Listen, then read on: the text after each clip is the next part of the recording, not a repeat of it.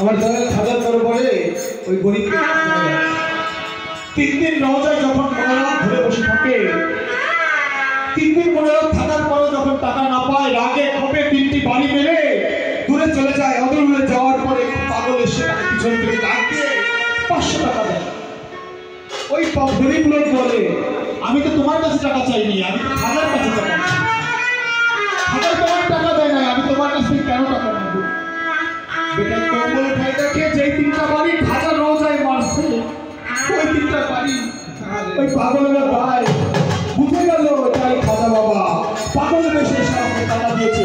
তাই তো বললো টাকার লোকে হাইরে করে খাজাবে হারাইতে বিশ্বাস করা যায় না, খাজাই আল্লাহ বলে টাকার লোকে হাইরে টাকা খাজাবে হারাইতে বিশ্বাস করা যায় না, খাজাই আল্লাহ বলে আল্লাহ বলে কি করবে না বিশ্বাস এলেন সালাম নামাজের সবই সর্বনাশ।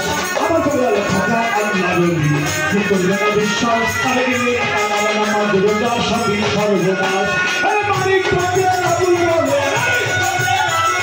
মালিক বলে আবুল বলে খাজাই করি খাজাই মরে বাড়ি মরে বাড়ি খাজাই মরে বাড়ি মরে বাড়ি।